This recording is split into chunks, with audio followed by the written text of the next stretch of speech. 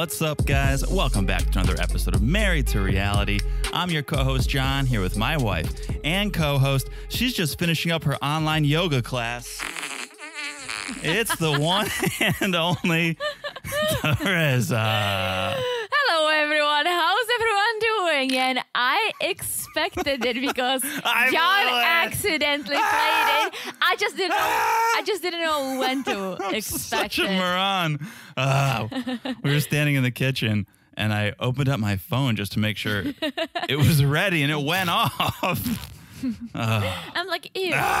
Ew. Well, I didn't know when you're gonna use it. And, you know, it couldn't have been me because I don't do yoga. It's too boring for me, and I'm not that flexible, so. Oh, man, I can't believe I blew that joke. Wow. You did well. You did well. You didn't see it coming there. You thought I was going to do it during the segment. Yes. Yeah. Or I thought you were just going to randomly play it and blame it on me. Come on. Damn it. That's honestly, the reason why I don't do yoga, because I've done it a few times. And then the last time I went. Be careful what you're going to say here. You might divulge too much. I fell asleep. Oh. Literally, I fell asleep, and the girl next to me was like, well, towards the end, they tell you to relax. I was tired after work, so I fell asleep. And that's the scary part. You relax. I don't know what you do if you fall asleep. You may or may not just... it's too slow for me. I need a rush. So I don't yoga. I'm not that flexible, and it's too slow. But good for people who do it. I've only done yoga as part of a larger boot camp style workout. Like when we did kickboxing, sometimes they would close out with like 10 minutes of yoga. It was always crazy tough for me. There's no way I would fall. There's no way I'd fall asleep during that. It was so strenuous. Well, towards the end, they tell you to relax and breathe through your nose, and they have usually the teachers have a soft voice. Yeah. I mean, I literally passed out. It was weird. I didn't like it. But I get it. It's a good workout if you get into that. It's not my type of working out. Sure. And I even avoid it when they do it at my gym sometimes. I'm like, I gotta go. Really? They do yoga classes like once every 2 months. They have another like a yoga studio come in. Yeah. I just don't do that. Oh, you don't go? I don't go, yeah. It's not like you piece out in the middle. And I told them, they were like, why don't you come? And I'm like, because I fell asleep before, and I might fart. I just don't like doing that. Yeah. I liked this episode. It was good. I don't know why it was good. But it was I don't know. Good. It was funny. Like we laughed. Oh my gosh, we did. We laughed hard during Andrei and Libby's segment. I have so many thoughts. And then seeing Prague, of course, and all that made me emotional. And it's funny. I spoke to my parents right after we watched. I mean, you know it. And I was like telling them, I almost felt like, I know John and I are going on a vacation during Christmas, as we always do, but we sometimes go to Czech too. It depends on the year. And it almost made me emotional. I'm like, oh, maybe we should go home for Christmas, to my home. But my mom went through surgery. She cannot move really until mid-January. She cannot leave her bed pretty much. Really? Well, she walks around with crutches and works out, but she cannot sit. That's the point. So she cannot go anywhere in the car until mid-January. Yeah. So my parents were like, why would you come if your mom cannot pretty much leave the house? Yeah. There's nothing we could do. And you guys are supposed to come in the spring. So how can your mom, if she can't sit down? They have, my dad bought this toilet extension. Huh. So their toilet now, she puts it on. She can only lower her body to be 70 plus centimeters above. So basically, you kind of stand. That sounds like a David Copperfield act. It's almost like sitting on a stool. So she can just kind of like, you rest your body. You cannot sit down. All right. Well, before this turns into a whole different podcast, we'll get into all that stuff in a bit. Before we do, a little housekeeping. Follow us on social media at Married to Reality Pod. It's a good time over there. We used to post memes, and I think we'll have to start doing that again because I feel... you do. What do you mean? You used to be the meme master. No, you are. I'm the social media president, so I just tell you to do it. Understood. So we do some memes once in a while. We got to get back to that. But we post a lot of news. We keep you guys updated when things drop and whatnot. And most importantly, we get to talk with you guys. Yes. It's our messaging platform. Yes. So follow at Married to Reality Pod on Instagram. Shoot us a message. Share your thoughts. Drop any ideas for By the Way segments. We love it. We hang out over there. We have a good time. So at Married to Reality Pod on Instagram. Also, speaking of a place we have a good time, the Patreon, Teresa. The Patreon. The Patreon's on fire. Patreon.com/Married to Reality. We just came off a hot Halloween spooktacular. Mm-hmm. Okay.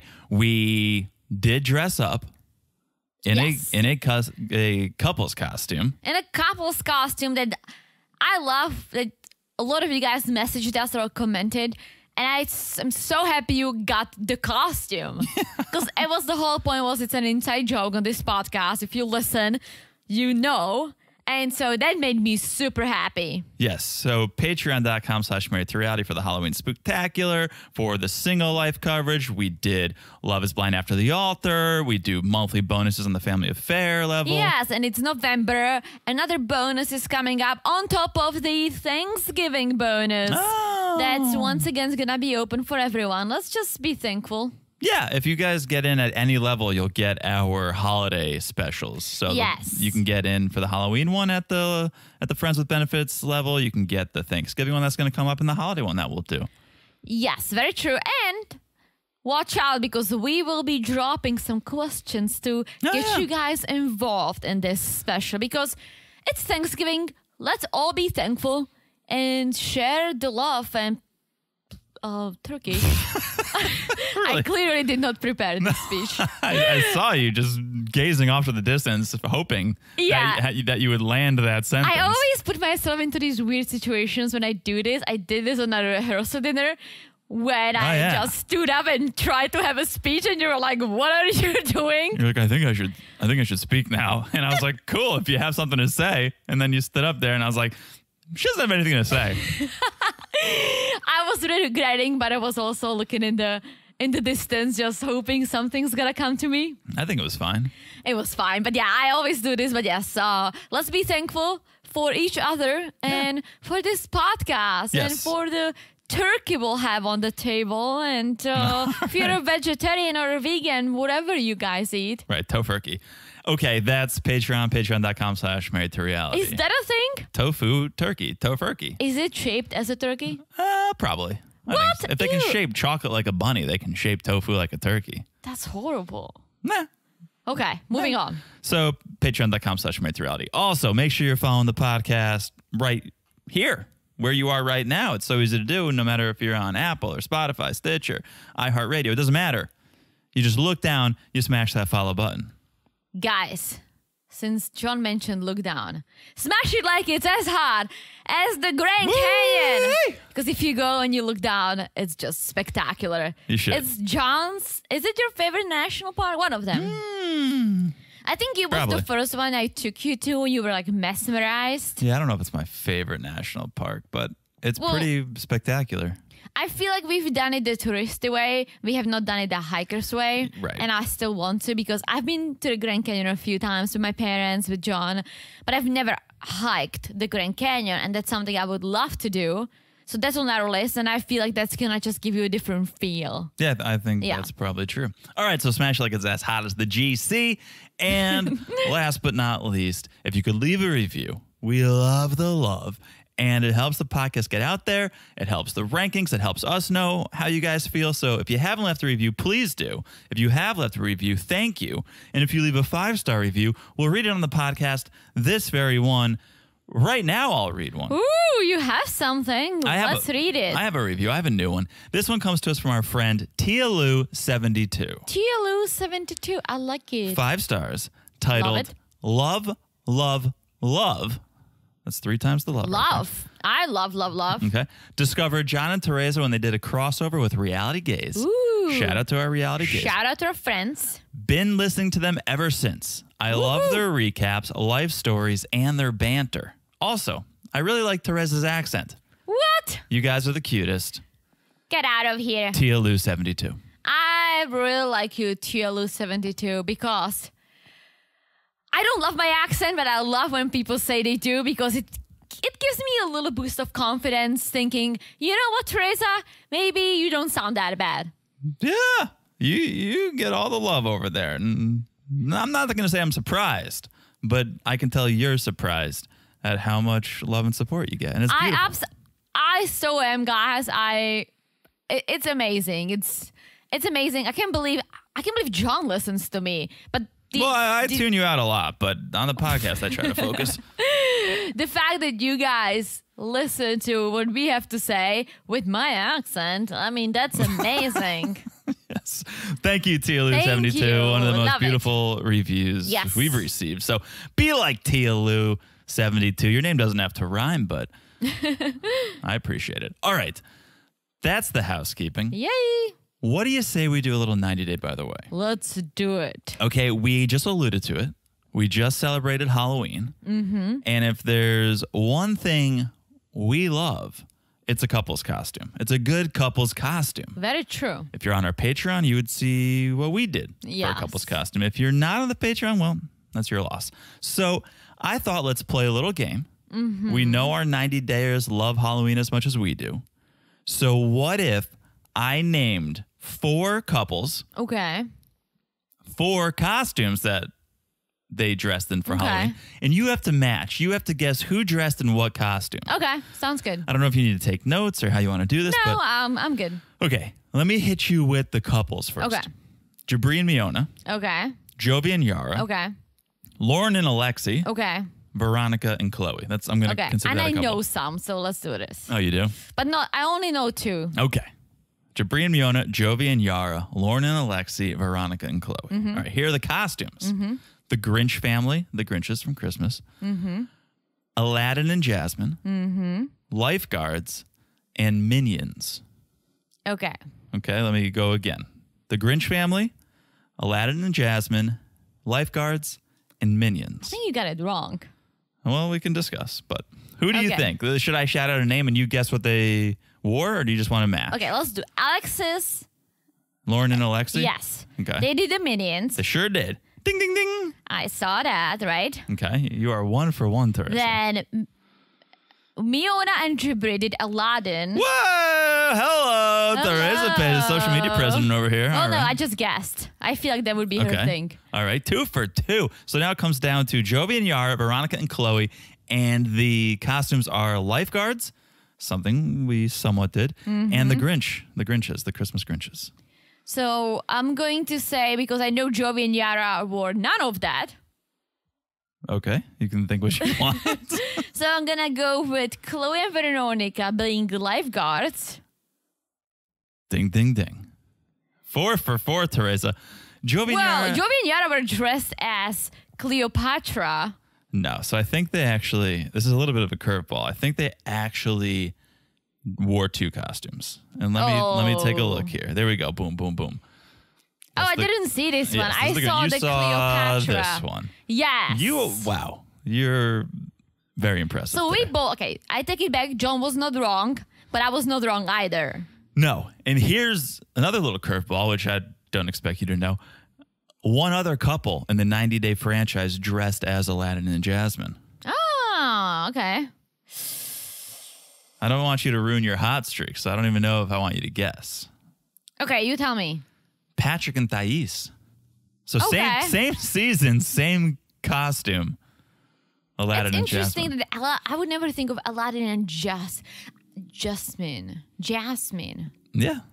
I guess interesting. Yeah. Yeah, I've seen the Broadway musical. There you go. So happy Halloween, everyone. Happy Halloween. Look at me knowing it all. That was very impressive. Oh, thank you. All right, here's something else you know. This is, by the way, number 2. Dreams do come true. Now I'm rhyming like all right, like our friend TiaLou72. Well, I can't stop. Once I start, I can't stop. The moment we've been all waiting for. Teresa. Oh my gosh. Confirmation of the return of our queens, Darcy and Stacy. Woo! I can't wait. As one of our friends said, John and I, manifested it. We manifested it. Snatch. They're coming back. Snatch. They're coming back in January, which we're going to put up a poll on the Patreon, but this is going to be in the mix. We are? Yeah. January 2023, I read one article. It was really the only article that had any detail on heavy.com. They're saying January 23rd. Ooh, Ooh, that's it's kind of deep into the month. Monday, January 23rd at 8 p.m. So Monday is nice because it takes the place of the single life. Yeah. But that is a bit far into the month. We'll figure it out. But guys, I promise you is right now, we will cover the ladies. Even if we might add it as an extra, we'll see. Oh boy. We'll see. Oh boy. But we're going to be watching it 100%. So why wouldn't we just cover it? Am I right? I'm so down to cover it. Because I love talking about it. So we would literally be talking about it with or without the mics. Yes. So Yes. we will be covering it. We'll tell you when and how and why and not why, you know why. When and how and Where? where. Yes. Exactly. Thank you. Yes. But we'll be covering the Silva sisters. I hope Darcy's still kicking in there. Hanging in there. I'm really lacking words You're today. struggling today, huh? Hanging in there with all the plastic surgery. But I'm excited. Yeah, I don't know what exactly we will see this season. A little bit of a, by the way, 2.1. Ooh. Stacey and Florian just renewed Yes. their vows this past Thursday. They had about 40 guests. And shout out to Connecticut. Obviously, they did it at Saybrook Point Resort and Marina. So Wait, they didn't do it in Miami as they were planning? I don't think they live in Miami. Spoiler alert! Well, I think, maybe this will be a part of the season. But that's the cover photo that we will cover photo. That's one of the photos that's been released. Oh, well, the article that I read. We posted it on our stories. You posted it. You think that was Miami? Yeah, no. No, I don't know. It was very sunny. Have you ever been very to Connecticut? sunny. You ever been to Connecticut, Teresa? Ugh. They call Connecticut the Miami of the North. Sure. But let's see what happens this season. We will, as Teresa said, be watching and reporting. And I totally forgot about Florian. You remember how much we loved Florian? Borian? Well, we changed it. We don't call him Borian anymore. No. Because he became so entertaining. This is the best part of the season. Everything he says is just beautiful. And then Michael Benz, their friend, who was Oh my gosh, yeah. like overdosing on Monster Energy drinks. I hope, for my own selfish reasons, that Florian did not learn any English.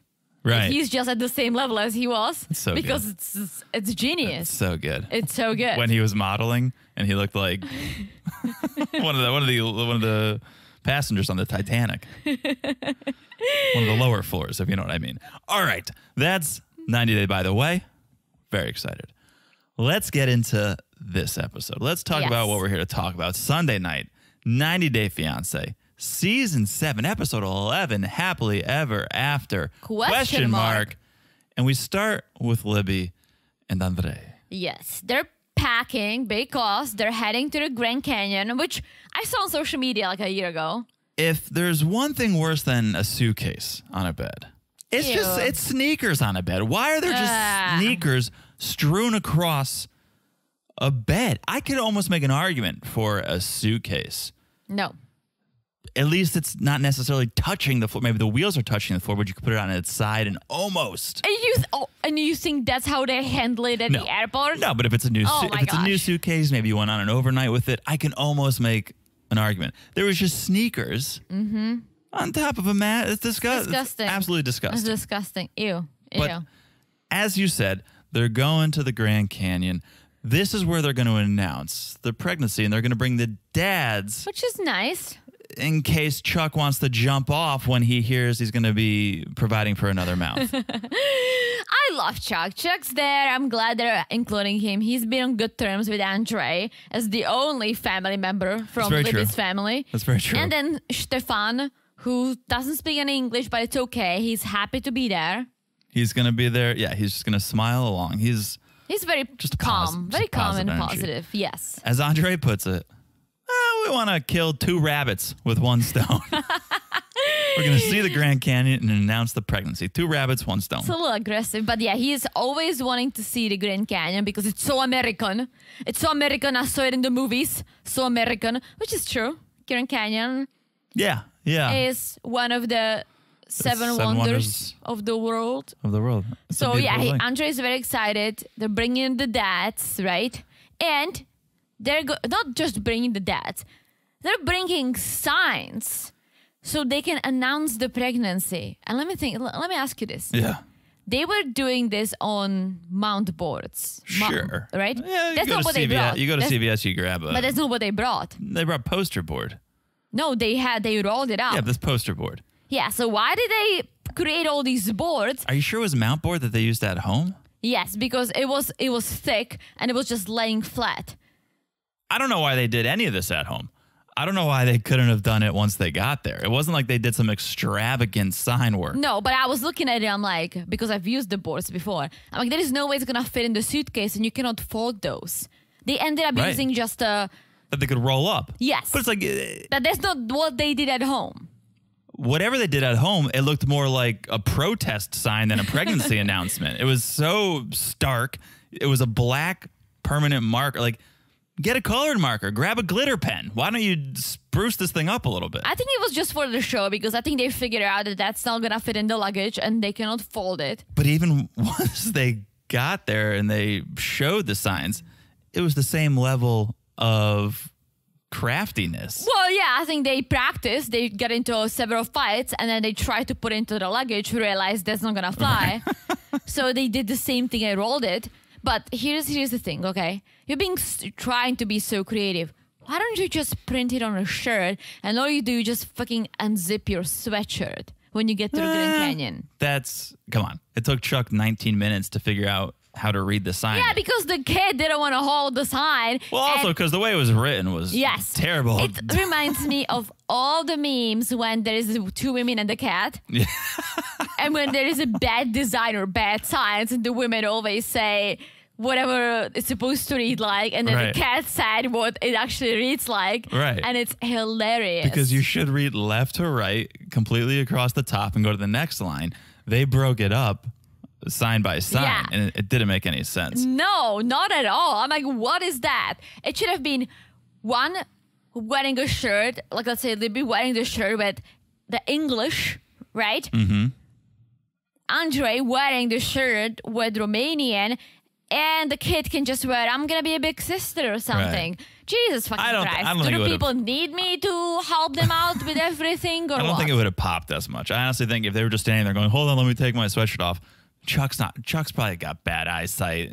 You know, they're standing 20 feet away. They're not going to be able to read it. I think they can get closer. I'm actually like into the signs. I think it was fun. Makes for a good photo. Just the signs were so underwhelming that there was a lot to be desired. I'm like, come on, throw a little color on this thing. Let Ellie design it and it'll be way better than just you writing it with Sharpie marker. Or just go on a Shutterfly and just not a sponsor, but have a nice banner printed and just bring it. Sure. Let's talk 1 second about Libby hating the term "we're pregnant." She doesn't like "we're pregnant." Yeah, I'm pregnant. It's true. Oh, are you gonna be like this? Well, you can't get pregnant without me. That's very true. So we're pregnant. Well, I get what she's saying. I'm just trying to, like, in check, you would never say that. What would you say we're having a baby? Yeah. Okay. So we could say that, but we're pregnant, I guess. If you want to get into semantics, no, I'm not technically pregnant. I just think it's cheesy because you're not pregnant. It's true. I would just I don't like the saying because it's not true, but we are expecting, we are having a baby. It's all true. Okay. But we are pregnant. It's horrible. Like, why would you say that? Who says that? Real stickler over here. All of a sudden. I don't know. I don't have any problem with it. We're pregnant. I like to think of it as a team. So would you tell your guy friends, like, guys, we're pregnant? You would never say that because you're not pregnant. You would say, hey guys, we're expecting a kid. Yeah, you're right. I hate it now. Now that I thought about it. Right? Yeah. You would never be like, I'm pregnant, guys. Ted, we are pregnant. Ted would be like, you are pregnant? What's happening? That's a good point. Yeah, we're expecting. Yeah, I guess. We're expecting we're having a baby. Yeah. Perfectly fine. Yeah. Because that's what's happening. But we are not. Our lives are over. Like, things like that. Yeah. But we are not pregnant. Just half of it. You provided the sperm. Mm-hmm. But yeah, so I get what she's saying. I don't necessarily. She's like, oh yeah, that's so rude. I don't see it. I don't see it that way. I just see it in a way that it doesn't make sense to me, and I like making sense. Right. You're not gonna take a stand. No. From the aspect of, no, it's inside me. I'm doing all the work. So how dare you say that? Right. That's not what I'm saying. You're just like. Linguistically, it doesn't make sense. Linguistically, and sometimes I look at it at how it sounds in my own language, and it sounds ridiculous. You would never say that. No one says that. And so for those reasons, I don't like it. Okay. Let's cut to Arizona. Let's get to the Grand Canyon. Get your cowboy hats because you gotta, I guess, look like a tourist if you go to the Grand Canyon. Yeah, it's like there are no other tourists around, so you need to stand out. That made zero sense to me. But I'm glad they went to, it seemed like they went to the south rim, which is the real Grand Canyon. Because if you go to the north, that's about 2 hours, not even, from Las Vegas. That's owned by Native Americans. And they make you pay mad money to walk on this glass-through bridge. Oh, yeah, you can yeah, even park your car. Sky you have to like Bridge? valet. Yeah. It's the Sky Bridge, yeah. And it's like, I guess it's fine if you just want to go quickly if you're in Vegas, but it's not the real deal. Yeah. It's not the real feel of the Grand Canyon. And you spent a lot of money. So they didn't put much thought into the actual posters, but they put thought into how they were going to spin the posters on their dads by saying, oh, we just got to take this photo for social media or influencers. So don't mind these posters. We're going to hold them. You're going to take a photo, right? So they thought that through. So they get to this lookout point, and you say you're happy they went to the South Rim. I say I'm happy they went to somewhere with fencing. Yes. Because either put Ellie on a leash or you still put Ellie on a leash. Still put Ellie on a leash because for you guys, for those who went to Grand Canyon, you know that most of the Grand Canyon is not fenced. And there are people literally dying every year. Multiple people die because they get very close. They want to do selfies or funny photos, and they literally slip and fall. The average is, I think, last time I checked, and I got very into this when we visited, I think it was 1 death a month. Yeah. But it's not always, oh, the selfie and I slip. Sometimes people are jumpers. Some are jumpers. Sometimes it's heat and dehydration, hikers. But yeah, you're getting about 12 deaths a year at the Grand Canyon. So be careful. Yeah. But you can, we travel a lot. We love national parks. And when you go to these places where you always hear about people dying because of they're trying to be social media influencers, and you go there, you're like, holy shit. Oh, yeah. Like, I tripped very near the rim. Not that near. You were like 10 feet off, but it was still close enough to be like, oh shit, something could happen here. Yeah, and when we went to the Horseshoe Bend, that scared me more than the Grand Canyon. Yeah, I think, because it was so crowded, so many people trying to climb to the edge. Oh my gosh, like, so we did too, but that was scary. Yeah, and then people try to sometimes you see people on the edge of these beautiful but dangerous monuments, and they jump. They try to be caught in the air, and they fucking land and slip, and that's the last photo we've ever taken. Yeah, so needless to say, I was a little anxious watching Ellie. Yeah, just put on the kid leash, the backpack. I'm not actually being... No, there's a thing. Yeah, it's what's her name? Nicole. Yeah, and... Asen. And what's the... May. Yes. She had one when they visited. Okay, so they're there. They get into position. They say, Chuck, roll the cameras. And then they open up their signs, and it says, we are expecting. Yes. And Ellie, for some reason, could not open her sign. Oh. And the way it was written didn't make any sense. So Chuck's just like, what? Huh? What's going on? We're not. What's at the bottom? Asteptam? We're not Asteptam? Dad, it's in Romanian. The top. Read the top, Chuck. Stepan, you read the bottom, okay? And then finally, Ellie opened her sign. So it would be the great meme for the cat. We should probably make it. I think Stepan got it before Chuck did, because he was smiling and laughing. And so I think he picked up on it. He was a little quicker on the uptake than Chuck. But finally, they all get on the same page. Chuck is thrilled. He's very excited about this news and feels privileged. Like, oh, you would come and tell us before anyone else. He told old Chuck. Yes, he's overwhelmed with joy. He's so happy. He's getting emotional. But let's sit down and chat afterwards, farther from the Grand Canyon so no one falls in. And Chuck makes a good point. He's like, well, I'm so happy I was part of this. This is beautiful. But you're going to post it on social media right away, and that's going to be the end of your relationships with your sisters. Well, right. Well, he says, oh, thank you for telling us. How are you going to let everyone else know? And that's when they say, we're going to post it on social. But they did, and they did a photo shoot from Florida. Yeah. That's the thing I don't understand. So they end up posting this photo, this pregnancy announcement photo, It's not the poster Yeah. photo. I know. Post the poster photo. It's a much cooler photo than you just on the beach being like, I'm expecting. I agree. Another baby shark coming. That's not happening. But yeah, Andrei said, well, he doesn't trust anyone but Chuck because they're out to get him. Have you ever heard of 1-800-IMMIGRATION, Chuck? Your family's got it on speed dial. And Chuck is like, I get it, but this is gonna be the end of the family relationship. I don't think it will be, but... It won't be, but I kind of get it. And I feel like you and I did something similar, not intentionally, but we got engaged. We were so happy about it. We called our families, right? But we didn't call everyone.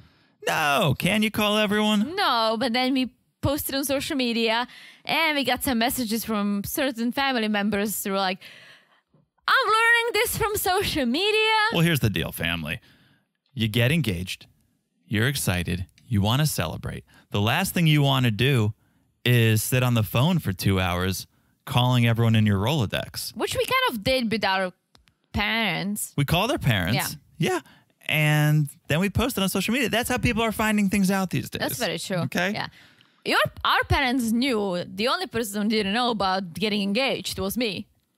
Right. Well, right. That's a good point. I told my parents I was going to do it. And you asked my dad. They didn't know what day, though. Well, that's true. You asked my dad, too. It's very true as well. So everyone knew about me, but then we did quick calls, and then we went to celebrate, and we ate a lot of tacos. A lot of tacos. All right. That is Libby and Andrei. Yes. And let's move on. Let's do Kim and Uzi.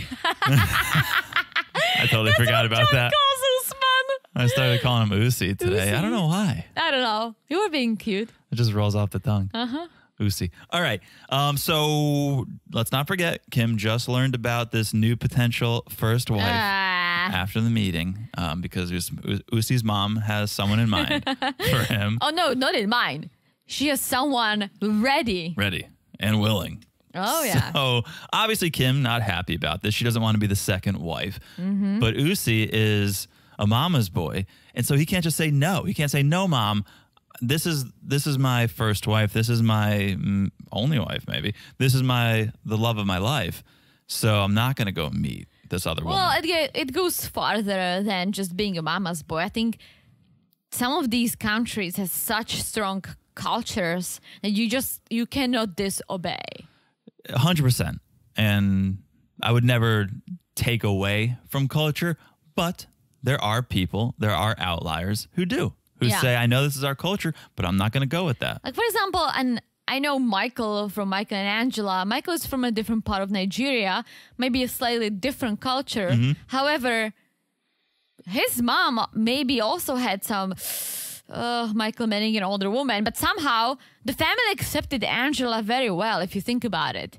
It's before she got all like crazy and yelling at everyone. That was a long time ago. They had a wedding. Everyone was fine. Yeah. It's Angela's personality. She's just so out there. Yeah. And she's just hugging everyone, and she's like, "Yeah, me and Mama, we're the elders. Michael, you better listen to us." But yeah, back to this. Right. So Soulja Boy is gonna meet with this younger woman, and he's then going to talk to his mom afterwards saying, all right, I met with her, but here's the deal. I want to marry Kim first, and then I'll marry a Nigerian woman second. And that's my point, is he's at least saying, I'm going to break the cultural norm in this sense.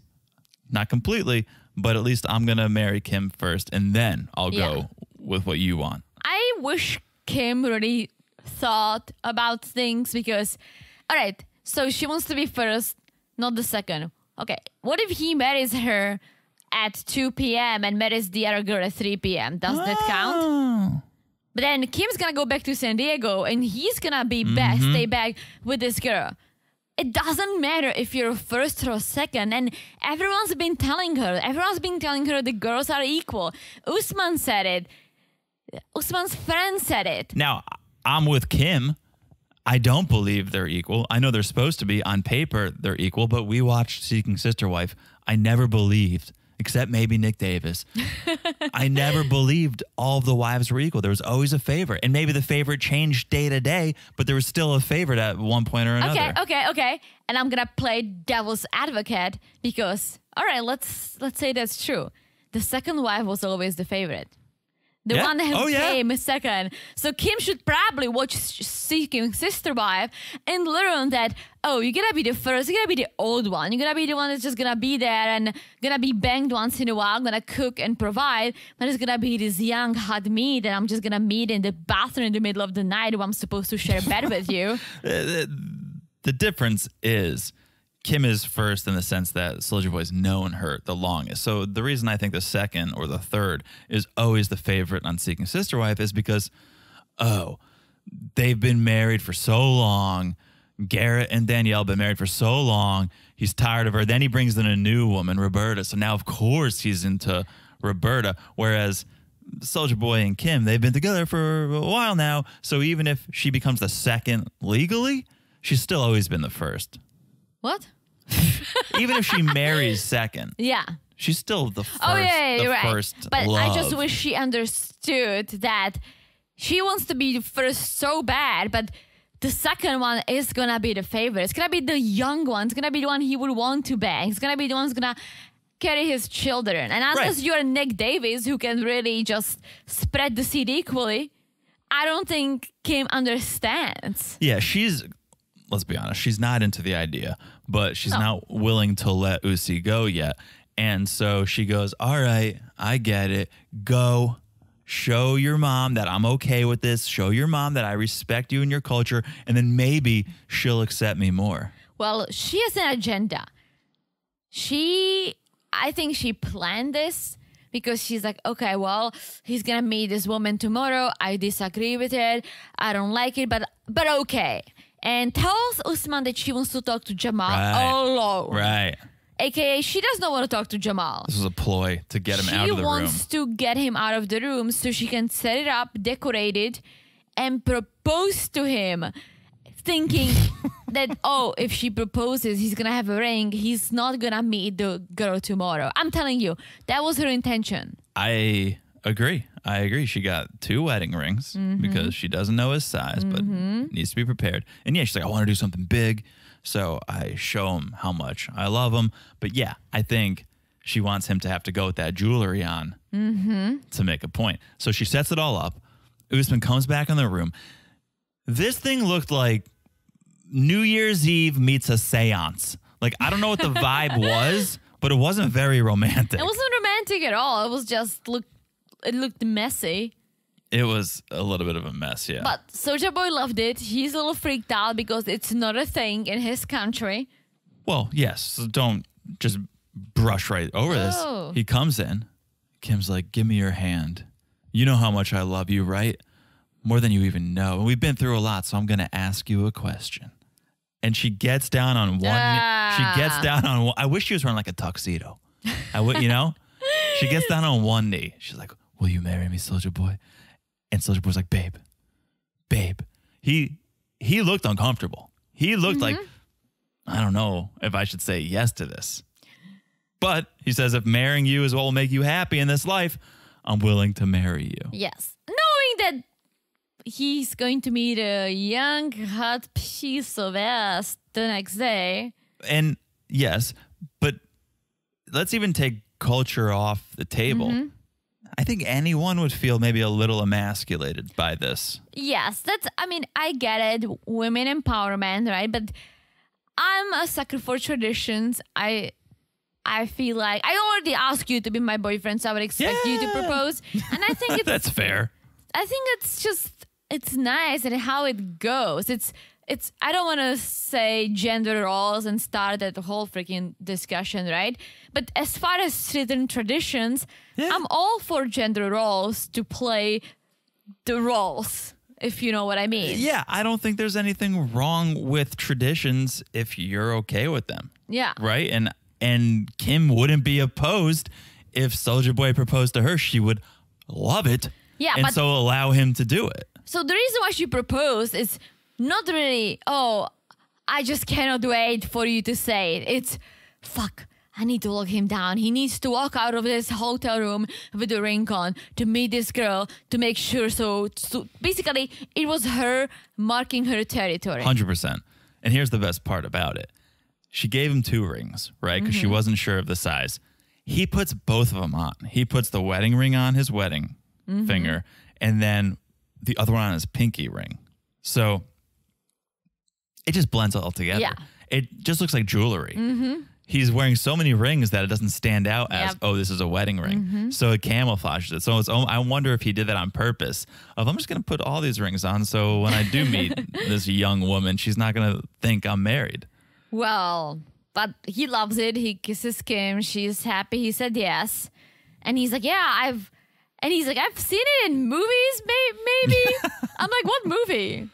I mean, that is probably one. Oh, there's definitely a movie. Yeah, that is Monica tried to do it on Friends, but then Chandler kind of was like, no. Yeah. He like stopped her. Yeah. And then he popped the question later, but I don't want to judge. You do you, right? But I feel like the guy would You probably do you, feel, but what Kim wants, Kim didn't want to propose to him. Yeah, no, she did not. She did it. It was a defensive technique. Yeah. And she would be over the moon if Soulja Boy proposed to her, but now that's off the table. Now the proposal's already done. So No, you sure. do you, but she wasn't doing it because, I really want to do this. I want to make this statement. She was doing it to send a message to this young girl. Yeah, for sure. And so we get through morning and Usman's still getting ready for the date and Kim is watching him and she's like, he's still going to the date even after I proposed and gave him a ring. That's like, you knew this was going to happen. Well, she was hoping that he would be like, you know what, babe? Screw mom. You proposed to me. This is it. You're the first one. I don't need to meet this new wife. This is just us now. That's what she was hoping for. Meanwhile, now he got a new piece of jewelry to flex with this young girl with. Yeah. And he's still getting ready, right? And Kim is like, as he's leaving, she's like, don't have fun, and I hope she's ugly. And I'm like, come on, like, be a lady. This polygamous relationship is going to go really well. Be a lady, because bottom down, you know why he's doing it. He's not doing it to just have another bank friend. He's doing it because it's his culture. Yeah. And you actually, for your own sake, you might want this to go well if you do want to marry him. That's a good point. So she's just being a kid about it. And Soulja Boy goes off. And Kim now finally is going to call Jamal, as she said 2 days ago. She was ripping butts, right? She was smoking these cigarettes. She was vaping. I thought she was smoking cigarettes. Well, I did too, but then when she talks to Jamal, she has a vape. Oh. So I feel like people, correct me if I'm wrong, but I feel like if you vape, you don't smoke cigarettes anymore. Unless you're out of cartridges. Right. Or you're drunk at the bar. Yeah. Yeah. I think she was vaping. But it's not something I had seen before. No, never. And so it makes me think, does she sneak this behind Usman's back? Because once he was off, he was clearly gone. He's on his date. Now she's smoking. Yeah, we never saw her smoke. No, I always assumed she did. Yeah, me too. Because some people just give off that air. No. But it was almost like, okay, I'm not going to get caught. He's gone. I'm going to smoke now. That's how I kind of interpreted it. But yes, she FaceTimes Jamal, fills him in on the news, and tells Jamal how the family meeting went. She didn't get the blessing. And now on top of that, Soulja Boy's off meeting another woman who he can have kids with. And Jamal is like, his head is just spinning. Like, what the fuck? And I get it. Imagine it's your mom who was hurt in the past. And he's like, my dad hurt you. Like, come on. Well, what are you doing? Here's the dumbest part, though. Jamal's like, I don't get it. How are you comfortable with Usman meeting another potential wife? And Kim starts to defend it. Kim's like, well, it's his culture, so it's different. Okay, that's true, but you don't accept that, Kim.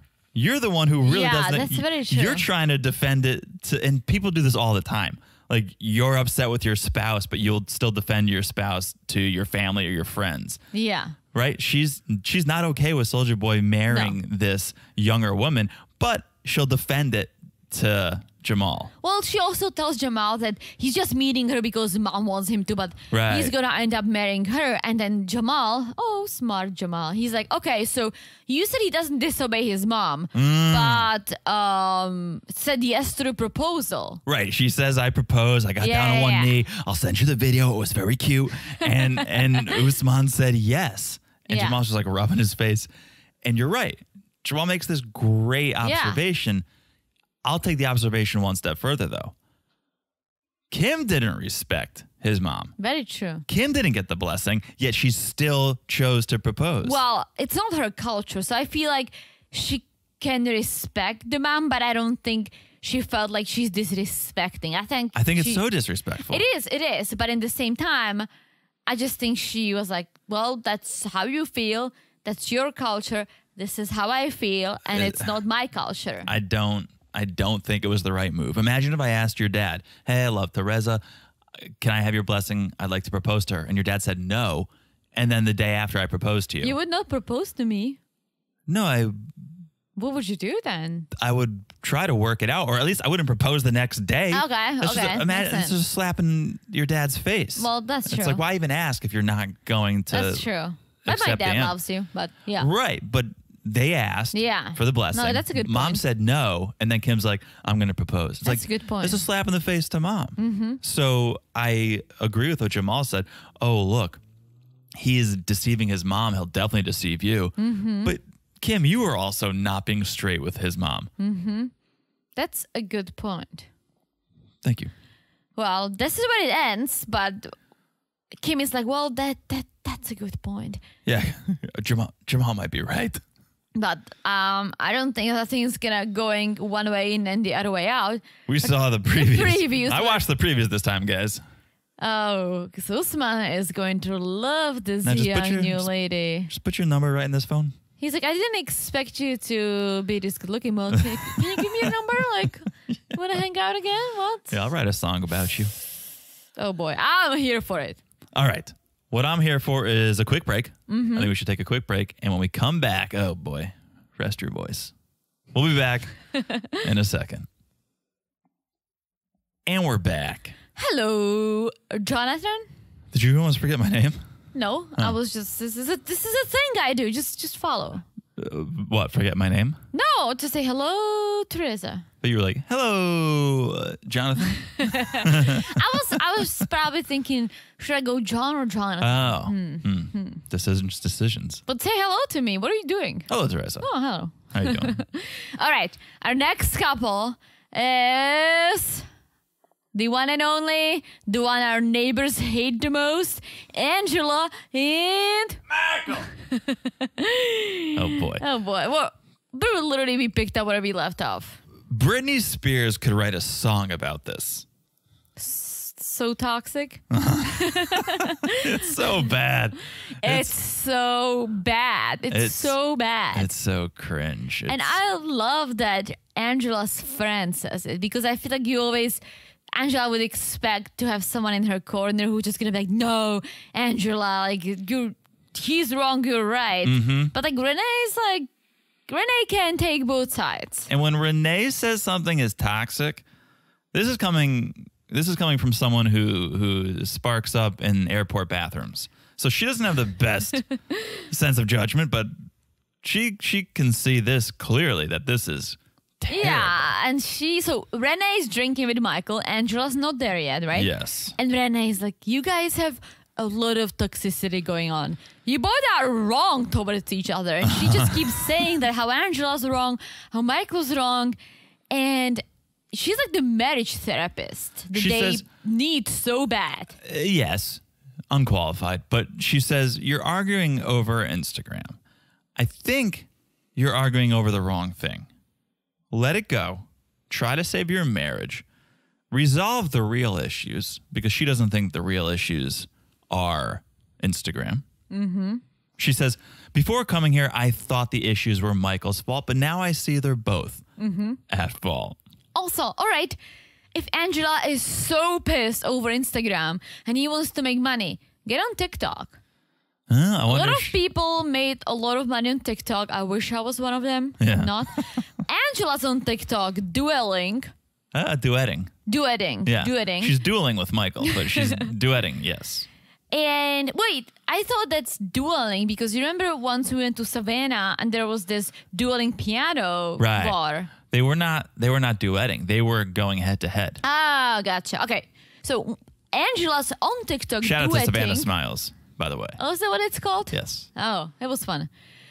Yeah, so Angela's duetting on TikTok. Well, how about Michael is going to close his Instagram? Like, whatever, let's save your marriage. Let's get on TikTok. Yeah, That's where your wife is. Or again, have a joint IG and let's just, you make money on it. Angela can be just lurking in the background, making sure you're not talking to chicks. It's just the relationship is so toxic and so broken that even the idea of, let's have it joined again as they used to, for Angela, it's like, oh, hell no. Well, I think that is the solution. I liked it when you said it last week, and I still like it. I think that makes a lot of sense, especially for them. I mean, you'll get, I only imagine, double the followers. Yes. So you would make double the money, I guess. I don't know. I think it's a good solution. But speaking of Angela, she comes out yelling, guns a-blazing once again.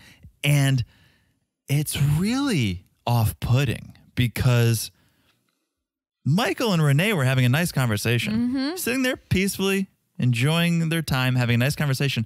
Angela comes in, Hurricane Angela. I was just going to say, she's like a hurricane that made a landfall and is kind of getting weaker because her voice out of control. Yeah, you're very true. So she made a landfall. You're right. She's still going strong. The winds are still wild, but she's weakening. She's Tropical Storm Angela right now. But she says she tried to find a flight out. She couldn't. Next one isn't for 2 days. So she's stuck there. But she's losing her shit. And she's like, what did I miss? What are you guys talking about? And Angela says, well, I think he's using me and lying about his Instagram. Wow. And she gets in his face again. And I hate when she does that because it's such a macho move. Yeah. That she just towers over him and gets in his face. And I literally, she does this. And I always expect her to just punch him. I think that would be game over. Well, that would be game over. But back in you never watched Real World, like those reality shows, but back in the day, it got so toxic. But the line would be physical violence. So what? It was a bunch of people living in a house together. It's like Big Brother. Yeah, in a way. And they would get at each other's throats. They'd get drunk. They'd argue. But if one ever threw a punch, they were out of the house. So it was like, you can get wild, but there's certain lines you can't cross. I think the same would be true for here. If Angela actually physically attacked Michael, she'd be off.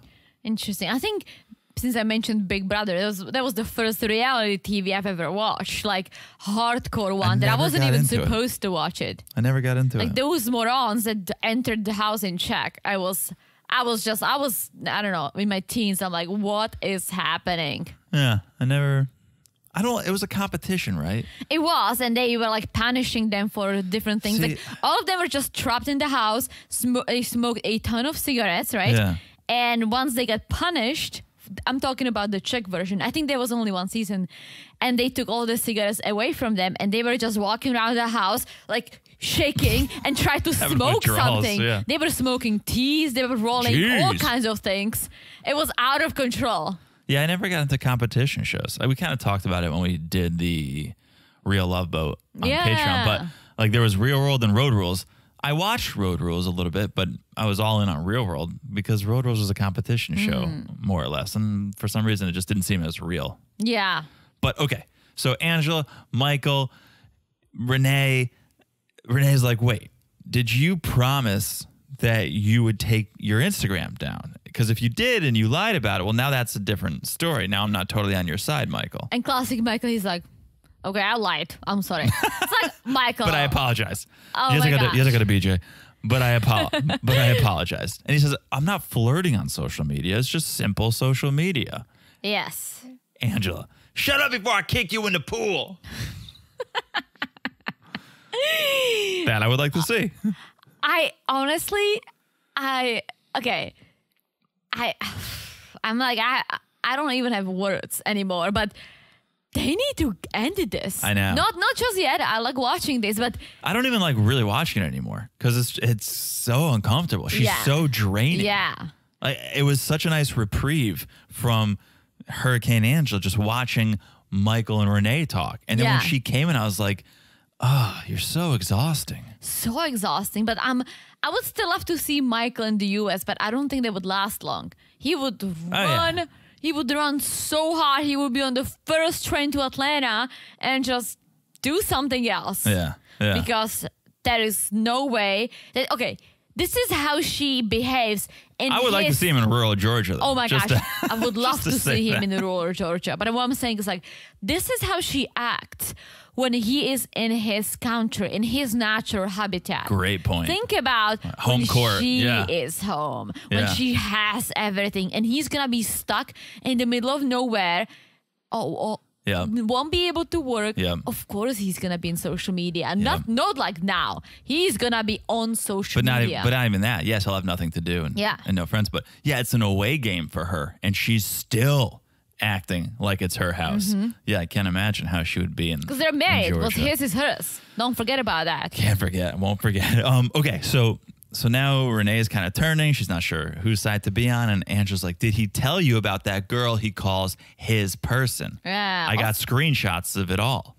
Yeah, so apparently, because in every healthy relationship, you block each other on social media, right? So they're blocked. So Angela cannot see Michael, but she asked her friend back in Georgia to kind of look at his social media. And so she found some comments where Michael's talking about saying to a girl, you're my person. Michael says, it's my friend.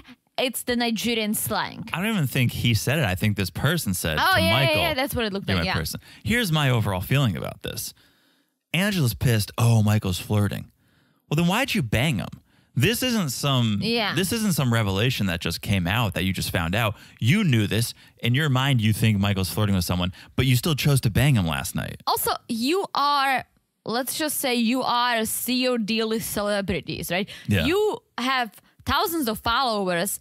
Of course, there are going to be people who say, oh my gosh, you're so hot. I love you. I feel like once you get to that level, if you are in a healthy relationship, you just need to ignore these comments. Like, imagine like if you were famous and I wasn't, and everyone was like posting on your social media, like, oh my gosh, we love you. Oh, I would love to go out with you. We love you. Like, I would need to ignore it. Otherwise, we would not work. That's a good point. Right.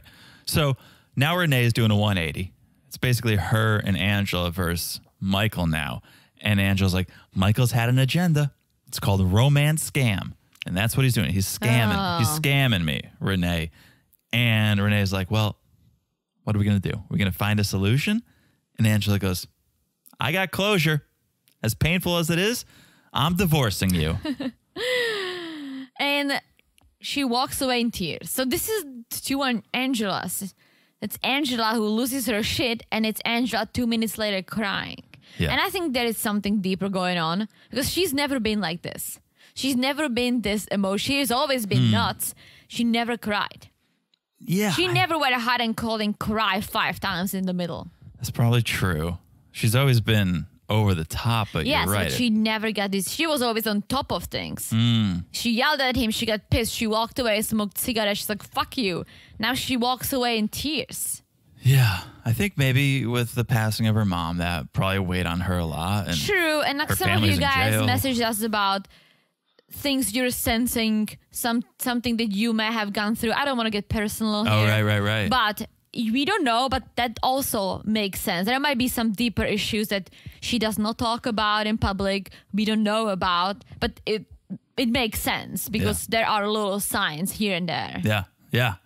Well, let's see. Let's see if she's really going to go home, if she's really going to divorce Michael. Let's see. Only time will tell. Yes, but she walks away and Michael stays with Renee, and Renee's like, this relationship is just so toxic. So toxic. Yes. All right. Shall we move on? Oh, let's move on. Who's next? Bilal and Shaida. Excuse me, just finishing up yoga over here. Bilal and Shaida, since you mentioned it, let's do this little yoga. And we learned that Shaida cannot work. She's stuck at home, right? But she misses her yoga. She misses her yoga students. So she teaches yoga she gives free lessons to the students back in Trinidad on Zoom. I feel like there's heavy air quotes around the word free. You think so? I think she's probably getting paid. Well, maybe, but you remember when we got introduced to Bilal and Shaida and we saw that Bilal prepared this nice yoga room. We were like, oh, what a great guy. Well, no, that was after we already thought what a shitty guy. But we said, oh, no, I think that was when he was like walking around and showing the house that he's ready for Shaida's arrival. No, it was once he brought her home in the van. Was it? And I said, if we had only seen this and nothing before it, we would have thought this is the nicest guy on 90 Day. You're right. You're right. But I remember the studio. Yeah. Yeah. So now Shaida asked Bilal to be in her class. Like, hey, Bilal, can you join my class? And this is where Bilal. Classic Bilal. He's so funny. He's like the mister of pranks. But like, this is a decent prank. It's a dumb prank. Yeah. But this is okay. Whether you think it's funny or not, it's harmless. Yeah, he's like, so they're doing yoga. Freaking Shaida is so fucking flexible. I couldn't even watch it. I couldn't even watch how flexible she was. But Bilal's not. He's trying.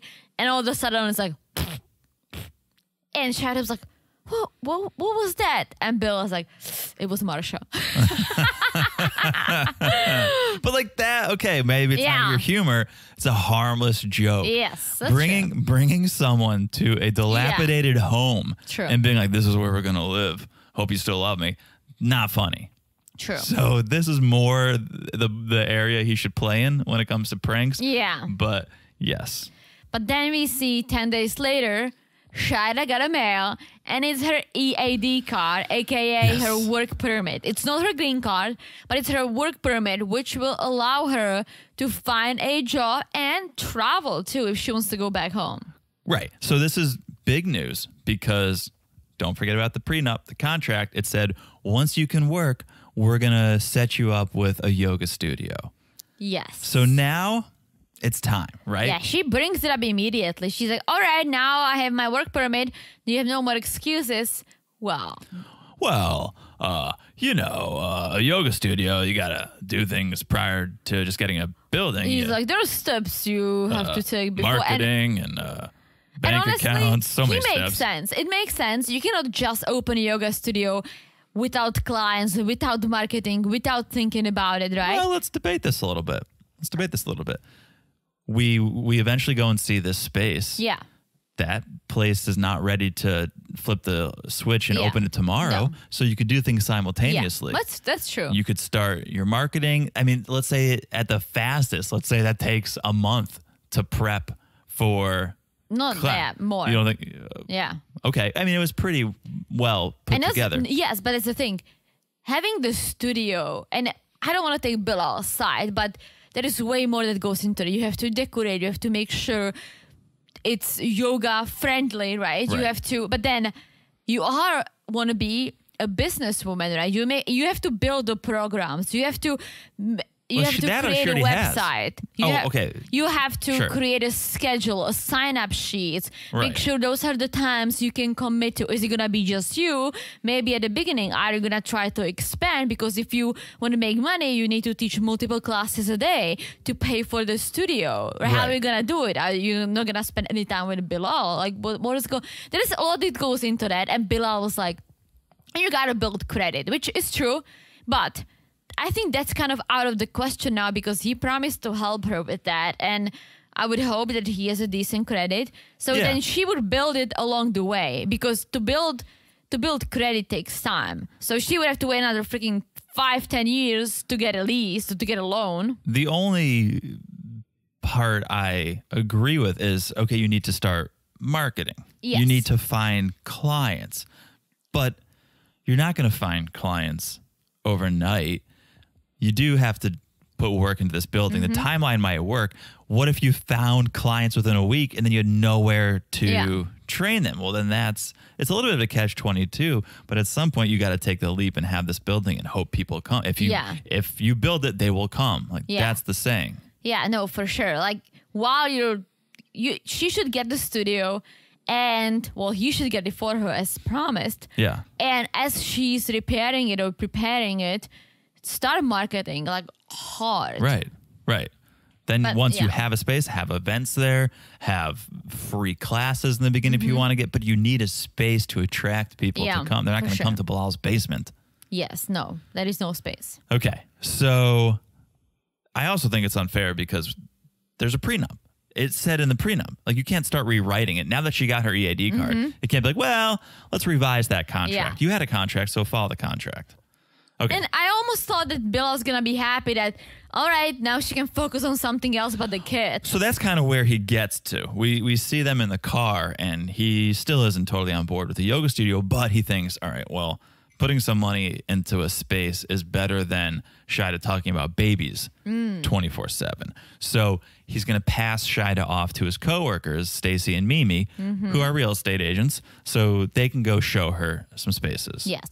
And I think it was a good move for everyone because Bilal would probably be very negative. So yeah, it was great. In shutting everything down. Meanwhile, Mimi and Stacy, not that they're just showing Shida the studio space that looked good. They're giving her ideas how to make more money. Like, hey, maybe if it's a bigger space or maybe you can add a childcare, which is great. I thought it was feel like genius. When we have a kid, if we have a kid, and I do go to the gym, I would probably find a gym with childcare unless we have someone to watch the kid. But that would be great.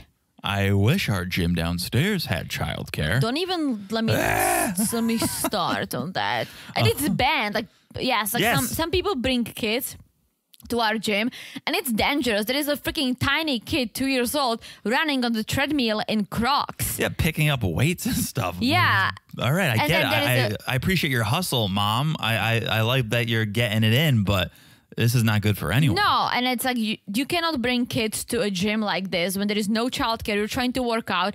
Kid is running around like crazy. Yeah. Like, I don't want to... Imagine if someone did accidentally drop something on the kid, or you don't see, right? I do almost every time. I'm like working out and the kid comes up behind me. I'm like, what are you doing? We'll complain again. But there is the last time Have we complained? No, but I was very close when I was on the treadmill and the whole gym smelled like shit because there is a fucking baby who's just like meh, yelling, crying, pooped herself or himself.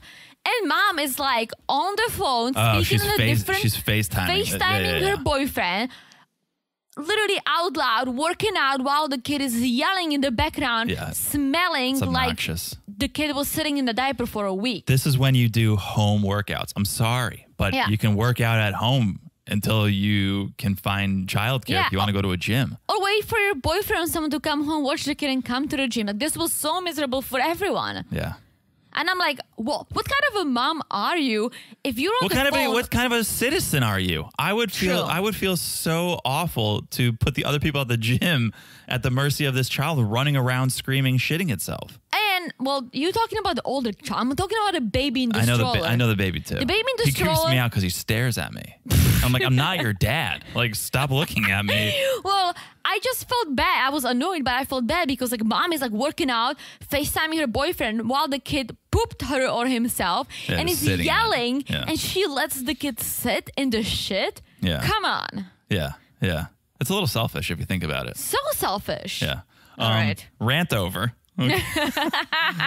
Rant over. But they're looking at this place, which I thought looked very cool. It was like an industrial type space, garage doors, concrete. Very cool. I liked it.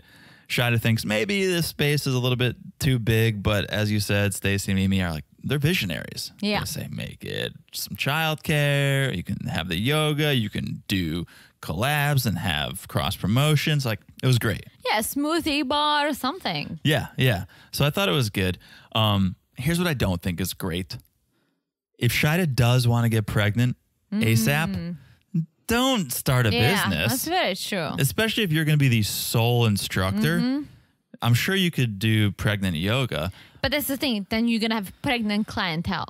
Well, even forget it. At the beginning. And that minimizes your reach. Yeah. But once you pop that baby, I imagine Shida's going to want to spend every second with it. She's not going to want to be going to the garage doing yoga classes. Yeah, and multiple times a day if she wants to make money to pay, to break even and start making money. So if you're really trying to get pregnant within the next year, I would not open up a business this year either. Yeah, they have a lot of thinking to do. They got to work some things out. All right. All right, big finish. Are you ready to go to Prague? Is this the last couple? I'm always ready to go to Prague. All right, let's go to our beautiful Prague. Once again, the freaking music. Just play regular, what do you call it? A stock music from whatever you play to the other couples on whenever they're in the US. Come on. And we had a friend reach out who you need to respond to, Teresa. I will. I'm going to butcher this name. Sona or? Sonia. Sona? Yeah, Sonia. Sonia? Slovakian. Oh, hello, Sonia. Who said Teresa is absolutely correct. That music is incorrect. Yeah, and it's like if you don't have stock Czech music, which I get it, that you probably don't, just play something neutral. Like, well, yeah, well, classic European. I'll take that over Russian music, or you could, well, yeah, because that's just incorrect. What are you doing? What are you doing, guys? All right.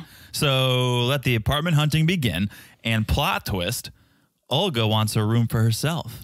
She's like, well, maybe we'll do like, Milo's gonna have a room, I'm gonna have a room, you guys can have a room.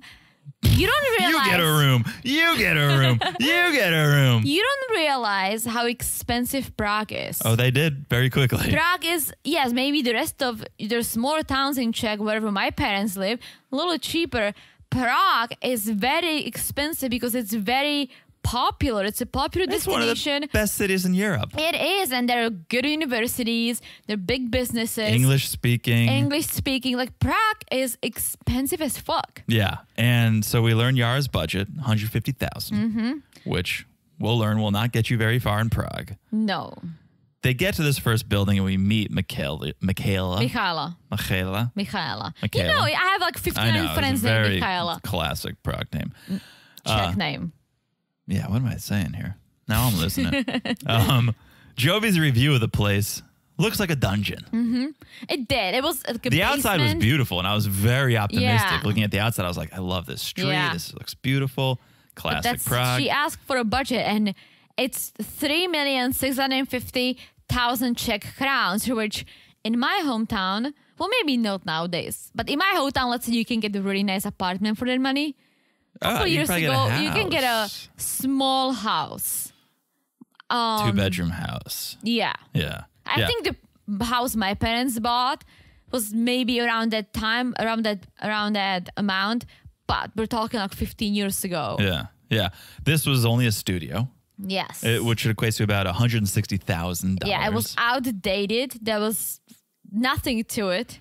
Yeah. And Jovi gets immediately just so confident, kicking his feet up, going, yeah, all right. Because he knows, well, Yara's not going to go for this, so we're not moving here. And Yara was like, oh, I didn't expect this. Like, Yara, I don't know how, I honestly, I don't want to even start this discussion. I don't know what prices used to be in Ukraine. I know that Ukraine is cheaper than Czech, or was. Yeah. Unfortunately, let's not even go there, right? It's so sad. But Prague is very expensive. And you should have done your research, dude. I mean, yes, you can get an apartment for 150, but you should have looked. Yeah, when we were there over the summer, I started thinking, I was like, oh, we should get a place in Prague, have it be an investment property, like an Airbnb. And then we still could, but who would take care of it? Well, I looked at the prices and like for anything we would want, like if we were to go there for 3 or 4 weeks a year and stay like, it's $300,000-$400,000. Oh, absolutely. For like a nice 1-bedroom. Absolutely. And that's why a lot of Czechs don't live in the center of Prague, because they can afford it. Or maybe some Czechs who are well off, but a lot of Czechs who live in Prague live around Prague. Yeah. It's still considered Prague, but there are the outskirts that you are more affordable. Even the outskirts are still way more expensive than anywhere else in Czech. But yeah, I mean, I wasn't surprised at all. The reason I thought it would be a bit more affordable is because it's not the euro. And so things in Czech are a bit more affordable. Yeah, but it's Prague.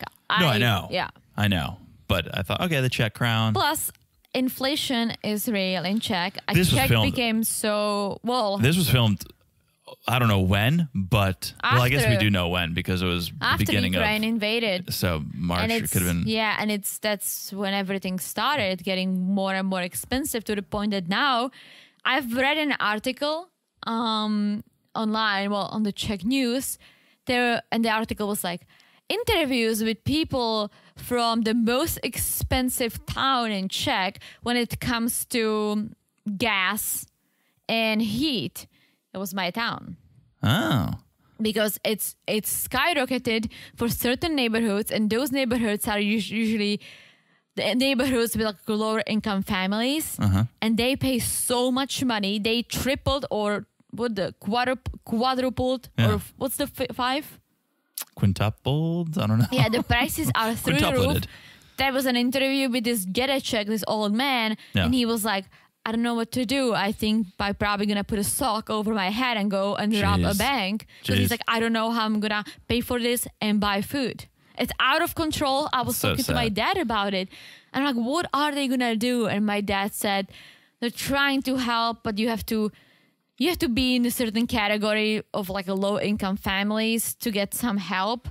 But there are families who are maybe right over that line that it's still it's tough for everyone. And yeah, it's very sad. It's very sad. I was looking up the conversion rate now because I was curious because they said 160. It's 148,000 if you do the conversion now. Okay. So the exchange rate is changing. Well, it changes pretty substantially. It changes every day. I know, but if it went down, I'm terrible at math. 10,000. 12,000. Yeah. That's a significant amount. Yeah, it goes up and down. Yeah. But anyways, okay. So Yara didn't expect this. She thought she could buy something a bit bigger and not a basement. And Mom is like, well, this wouldn't be bad. It's just maybe something a little bigger. Like, she really wants her to move to Prague. But here's the reason, or here's the reason she says. It's basically, you and Jovi are going to get divorced at some point, or something's going to happen, and you need a place of your own. You need to be independent.